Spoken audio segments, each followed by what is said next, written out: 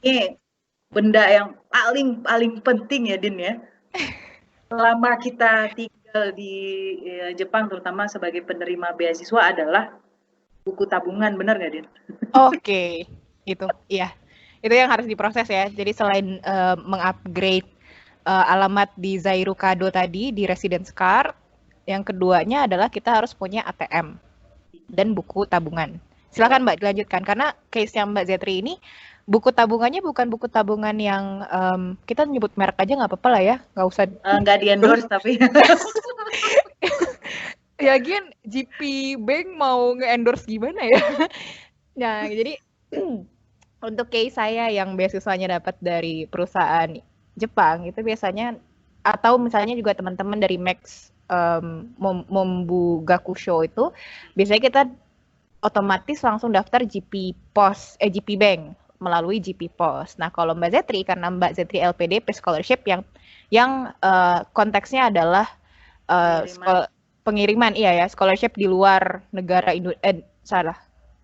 scholarship di luar negara Indonesia. Negara Jepang maksudnya, di luar negara Jepang gitu ya. Terhitungnya jadi ada pengiriman uang gitu ya, pengiriman uang dari Indonesia ke Jepangnya. Silakan Mbak dilanjutkan. Jadi karena JP Pos atau JP Bank Yuco Ginko. Gak usah lah Yucho Ginko. Ya ada yang nggak usah pakai sosan bahasa Inggris ya. Yucho Ginko itu dia tidak bisa melakukan transaksi atau transfer dari luar Jepang, menerima maupun mengirim ya, mengirim dan menerima. Jadi itu 6 bulan pertama tidak bisa. Jadi saya menggunakan namanya itu Hokuyo Ginko. North Ya, Pacific. betul. Yeah. North Pacific Bank. Nah, Hokuyo jadi Ginko. Oke. ya, betul Din. Nah, jadi dan satu-satunya bank yang paling banyak ya atau mendominasi di Hokkaido itu ya North Pacific Bank itu. Kemudian di Sapporo Station itu karena banyak mahasiswa internasional yang tidak punya stempel, biasanya ya kalau di Jepang tuh stempel itu sama kesahannya bersamaan dengan tanda tangan kalau di Indonesia. Nah, jadi karena saya tidak punya stempel itu, akhirnya saya mendaftar di North Pacific Bank yang ada di Sapporo Station. Hanya di situ saja yang menerima. Lalu setelah membuka buku bank, mendapatkan juga ATM-nya. Terus prosesnya ini itu cukup sulit kalau menurut saya, menjelimet karena saya nggak bisa baca kanjinya. Saya bisa baca tulis gitu ya, tapi di saat itu saya nggak bisa baca tulis gitu kan, karena saya nggak bisa baca kanji, hiragana, katakana juga rasanya lepas aja, nggak tahu bagaimana. Akhirnya dibantu oleh student support itu dan alhamdulillahnya segera dapat buku bank dan ATM tersebut. Kemudian Din, kalau nggak salah jika mau kirim dari luar negeri atau dari Jepang mau ke luar negeri harus pakai apa ya Din ya, kode, saya lupa, nanti mungkin di berikutnya saya akan cek lagi dan kabarin ya. Iya. Jadi ada Tapi kode SWIFT, kode SWIFT tertentu. Jadi kalau bagi yang menerima beasiswa dari luar Jepang atau dari luar Indonesia, terakan kode SWIFT banknya itu agar mempermudah transaksi selama pengiriman beasiswa itu. Oke, nah ini tadi kayak Audina mau menambahkan karena kan Audina juga sempat buka North Pacific Bank ya selain GP Pos tadi. Dan ternyata North Pacific Bank itu hanya bisa digunakan di Hokkaido ya Mbak ya? Tidak bisa digunakan di Tokyo. Dan Mbak Zetri adalah orang yang melancong kemana-mana. Jadi Jepang tuh ya sepulaunya sudah pernah diduduki oleh Mbak Zetri gitu kan. Nah itu luar biasa. Itu gimana tuh Mbak caranya ketika nggak bisa ambil ATM gitu, nggak bisa menggunakan North Pacific Bank-nya, akhirnya pakai cash aja atau gimana? Kalau orang Jepang itu dia nggak ada debit ya. Mm-mm. Nah, jadi mereka tuh old school banget ya jatuhnya. Yang saya tahu biasanya mereka nggak pakai debit. Selama saya di apa tinggal di Jepang, memang saya biasanya ke ATM. ATM-nya juga horor gitu ya Din ya, karena saya nggak bisa baca tulisnya. Kita biasanya mengandalkan ini ya, ingatan Iya, kayak step by step-nya apa. Ketika berubah gitu ya, udah ambiar, kita nggak bisa lagi. betul.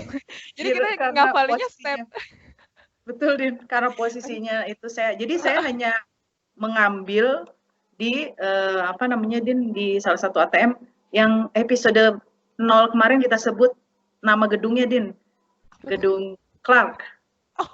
Nah, itu di situ ada tuh, jadi bagi apa namanya teman-teman yang mau jadi mahasiswa di Hokkaido University, saya menyarankan di Clark Kaikan itu lebih familiar ya saya karena dekat dari kampus, dari lab saya, jadi saya pencet-pencet di situ. Alhamdulillahnya jadi agak apa namanya ya Din, sedikit terbiasa lama-lama menggunakan bahasa Jepang. Itu awalnya Dan siapa Mbak akhirnya, yang ngajarin? Student supportnya juga yang ngajarin oh ini iya loh betul, cara. Oke. iya betul. Jadi di situ pun tempatnya juga saya tahu dari student support saya. Kemudian jadi untuk travel, tadi kembali ke travel ya Din ya. Di student support saya juga salah satu dari student support saya yang apa namanya membantu saya untuk membuka suatu kartu kredit Din. Oh iya, kartu kredit yang Hokkaido University bukan Mbak? Iya Yang betul. Jadi kooperasinya Hokkaido University atau namanya co-op ya, itu punya kartu kredit apa namanya yang bisa dipakai oleh mahasiswa internasional. Dan itu wajib dimiliki sih karena biasanya segala macam pembayaran itu kayak ujungnya terhubung ke kredit card. Kayak misalnya pembayaran ini ya apa kayak selingan aja ya, kayak pembayaran. Kalau pindah ya Din ya, kalau sudah pindah dari asrama ya. Oh iya, pindah dari asrama kemudian mau bayar selular HP misalnya ya. Karena kan ada yang sistemnya ya rata-rata semua sistemnya kontrak sih. Kalau di Jepang tuh kenapa kenapa butuh sekali yang namanya support student tadi. Sudah support. Student support. Karena mereka yang bisa mengkomunikasikan, mereka yang bisa nulis, mereka bisa baca kontraknya apa aja gitu isinya.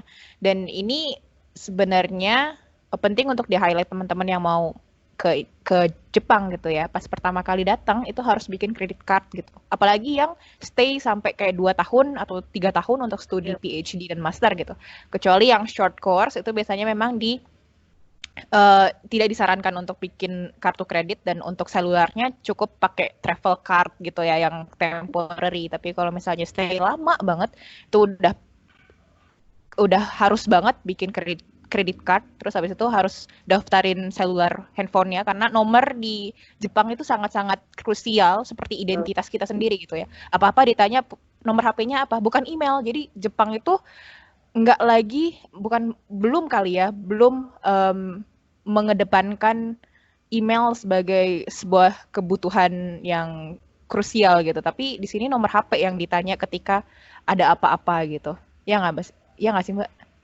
Betul kan? Betul. Jadi Din tadi kembali lagi ke student support saya ya. Si student support saya itulah yang membantu membacakan kontrak tadi yang Aldina bilang. Terutama ya Allah Din, saya kalau mau curhat ya, itu kontrak HP itu ya luar biasa Din. Mungkin Aldina juga merasakan ya. Seberapa menjelimetnya itu pertama kali sampai ke Jepang, butuh sekali untuk menghubungi keluarga ya di rumah, tapi HP mau memulai untuk punya HP saja udah luar biasa deh pokoknya. Ini boleh nggak sih Mbak kita cerita karena banyak teman-teman yang penasaran sih kayak di Jepang tuh ada yang bilang ada yang bilang membeli, kita langsung aja nyebut merek lah ya, kan banyak pertama kali kita ikutan orientation kan di depannya langsung banyak provider yang nawarin beli iPhone murah, ya nggak sih? Tapi kalau Mbak Zetri waktu itu cuman beli selularnya aja ya? beli SIM card-nya aja, terus habis itu dimasukin ke HP yang lama, begitu ya sistemnya ya? Enggak, Din, saat itu harus punya HP Handphone? baru. Oke. Sewaktu pertama kali. Kalau yang Oke. beli HP berbeda dengan, maksudnya beli HP di Jepang lalu berbeda SIM card itu setelah apa namanya sudah lulus master kalau nggak salah. Oh, jadi awalnya terperangkap juga membeli HP yang baru ya, Mbak? Karena gini, Din, Oke. si apa namanya student support saya itu merekomendasikan saya juga sama seperti yang Audina bilang membeli apa namanya handphone merek tertentu ya, sebenarnya mereknya bukan Udah hanya sebut iPhone aja. ini. Oh ya, oh ya, ya, ya. Enggak, maksudnya kan ada saat itu Heeh. lagi terkenalnya juga Sony apa ya, Din Hmm, ya, Sony apa ya yang Xperia. ya Xperia, Sony Xperia, terus biasanya apa produk-produk Korea itu jarang biasanya. Hmm. Dan apa namanya mereka merekomendasikan saya untuk itu. Lalu uh, jadi karena saya juga belum pernah apa namanya melakukan transaksi untuk pembuatan HP, jadi saya mengikuti alur dari student support saya. Tapi jika nanti ke depannya mau ada perubahan atau mau ada putus kontrak dan sebagainya, itu bisa dilakukan sebenarnya.